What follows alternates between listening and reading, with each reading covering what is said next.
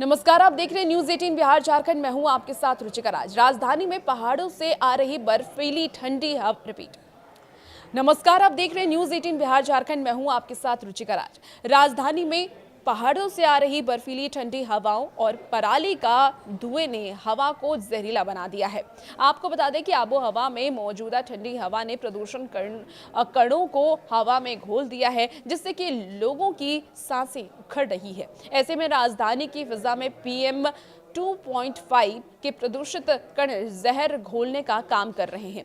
और इसी कड़ी में शनिवार को दिल्ली में वायु गुणवत्ता प्रबंधन के लिए निर्णय सहायता प्रणाली के अनुसार हवा में पराली से होने वाले प्रदूषण 30.915 रहा है।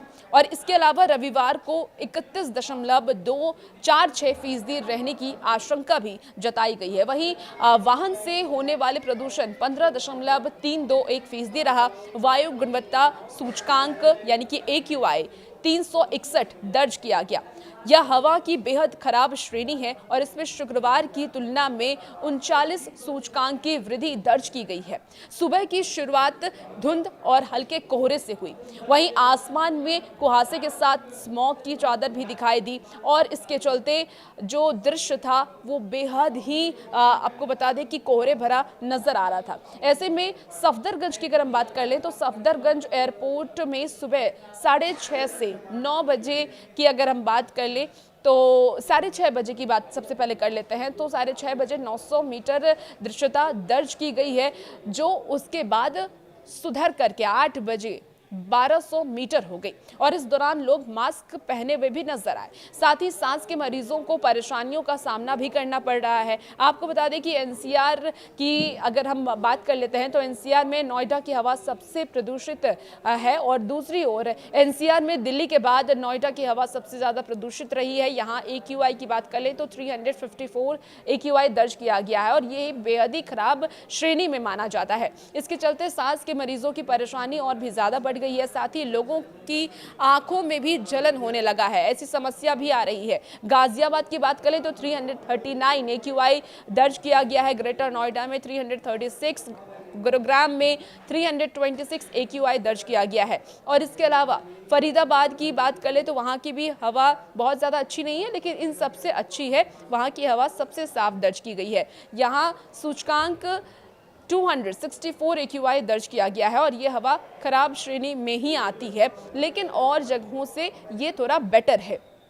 आपको बता दें कि मंगलवार तक हवा बेहद खराब श्रेणी में बरकरार रहने के अनुमान भी जताए गए हैं। केंद्रीय प्रदूषण नियंत्रण बोर्ड का पूर्वानुमान यह है कि मंगलवार तक हवा बेहद ही खराब श्रेणी में बरकरार रहेगी और इसके चलते सांस के मरीजों को परेशानियों का सामना करना पड़ सकता है।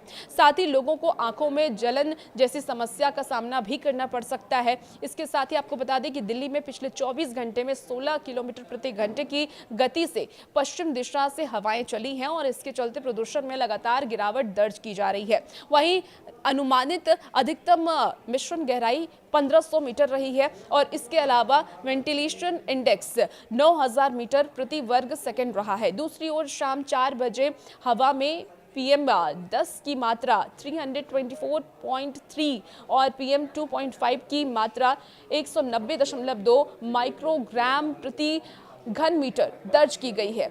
CPCB के अनुसार राजधानी के कई मॉनिटरिंग स्टेशनों पर हवा बेहद ही खराब रिकॉर्ड में दर्ज की गई है, जबकि कुछ इलाकों में AQI मध्यम रहा है। देखिए, दीपावली के बाद से दिल्ली में कई इलाकों में AQI खराब और बेहद खराब श्रेणी में बना हुआ है, जबकि आपको बता दें कि ग्रैप 2 के प्रतिबंध अब भी लागू है।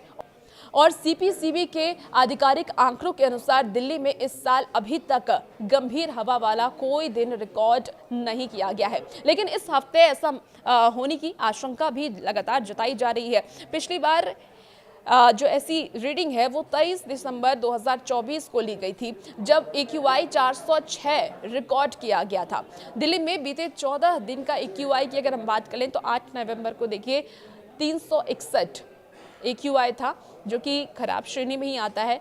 और वजीरपुर की बात कर ले तो 420, विवेक विहार की बात कर ले 411, नरेला की बात कर ले 406, नेहरू नगर की बात कर ले 406, इसके साथ ही जहांगीरपुरी की बात करें 402 और रोहिणी में भी 400 AQI दर्ज किया गया था।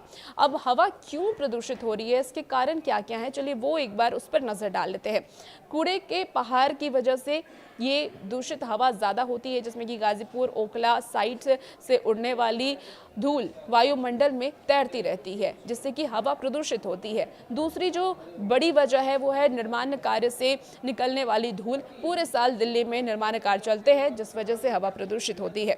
गाड़ियों से निकलता धुआं भी एक बड़ी वजह बताई जा रही है। दिल्ली में प्रतिदिन 1 करोड़ दोपहिया से अधिक भारी वाहन सड़कों पर उतरते हैं, जिससे जो धुआं निकलता है वो वायु प्रदूषण को और भी ज़्यादा बढ़ावा देता है। इसके साथ ही सड़कों और फुटपाथ पर जो धूल होते हैं, जबकि सड़कों पर उड़ती धूल भी वायु प्रदूषण में अहम रोल निभाते हैं।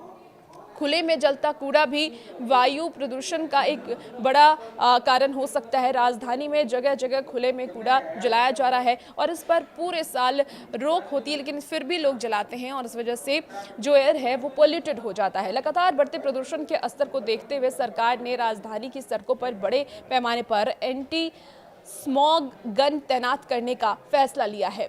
आपको बता दें कि लोक निर्माण विभाग ने 200 ट्रक माउंटेड एंटी स्मॉग गनों को किराए पर लेने के लिए लगभग 59 करोड़ रुपए की प्रशासनिक स्वीकृति की मंजूरी भी दे दी है और यह एंटी स्मॉग गन फरवरी तक 2 शिफ्टों में चलेंगी और राजधानी के उन इलाकों में तैनात होंगी जहां धूल प्रदूषण सबसे अधिक है। तो आप लोगों से न्यूज़ 18 लगातार अपील करता है कि अपनी सुरक्षा आप करें, क्योंकि वायु प्रदूषण बहुत ज़्यादा है और ख़राब श्रेणी में दिल्ली NCR को रखा गया है, दिल्ली को भी रखा गया है। इसलिए आप जब बाहर निकले तो मास्क लगा के निकलें और जिसे सांस की प्रॉब्लम है, जिन भी लोगों को, वो कम से कम बाहर निकले, इस बात का आप खास ख्याल रखें। और भी ऐसे ही वीडियोज़ के लिए और अपडेट्स के लिए बने रहिए न्यूज़ 18 बिहार झारखंड के साथ।